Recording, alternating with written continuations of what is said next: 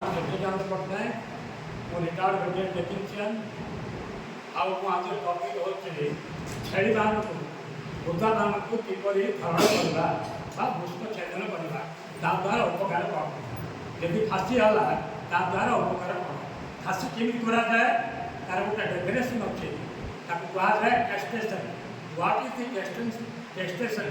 Castration means removal of essential generational total functionless in males। ତାର ଅର୍ଥ ହେଉଛି ସିଏ ତାର ବଂଶ ଫାଶୀ କଲା ପରେ ଛେଳିଟା ତାର ବଂଶ ବଢ଼େଇ ପାରିବ ନାହିଁ। ତାକୁ ତାର ଏକ୍ଜାମ୍ପଲ୍ ହେଉଛି like in human being as a vasectomy. ତା ଅର୍ଥ କ'ଣ? ଭାଷକ୍ଟମି ଅର୍ଥ କ'ଣ? ସେ ଭାଷକ୍ଟମି ଯେ ମନୁଷ୍ୟ ହେବ ତା ଦ୍ୱାରା ଅଥବା ହେବ ନାହିଁ। ସେମିତି ଛେଳିମାନଙ୍କୁ ଫାଶୀ କରିବା ଦ୍ୱାରା ସେମାନଙ୍କର ସ୍ୱାସ୍ଥ୍ୟ ବଢ଼େ ଏବଂ ସେମାନଙ୍କର ଜେନେରେସନ୍ ତାଙ୍କର ବଂଶ ବଢ଼ିବ ନାହିଁ। ସେଇ ମାଂସ ଅତି ଉତ୍ତମ, ସେଥିରେ ପ୍ରୋଟିନ୍ ରହିବ, ଫ୍ୟାଟ୍ ରହିବ, ମିନେରାଲ୍ ରହିବ, ସବୁ ପ୍ରକାର ସୁସ୍ୱାଦ ଲାଗିବ, ଛେଳିର ଓଜନ ବଢ଼ିବ।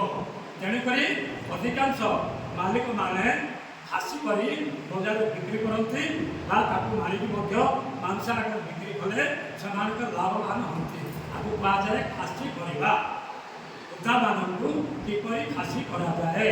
ଫାଶୀ କଲା ସମୟରେ ଯେଉଁ ତାଙ୍କର ଔଷଧ ଅଛି ସେଇ ପାଖରୁ ଗୋଟେ ଶିର ଦେଇଛି। ଯେଉଁ ଶିରାରେ ତିନି ପ୍ରକାର ଶିର ଦେଇଛି। ଏକ ହେଉଛି ବୀର୍ଯ୍ୟ ଗତାଗତ ଶିର, ଦୁଇ ହେଉଛି ଆକ୍ରି ମାନେ ଧମନୀ, ଆଉ ଗୋଟେ ହେଉଛି ଭେନ୍ ମାନେ ଶିରା। ଏ ତିନି ପ୍ରକାର ଯାଉଛି।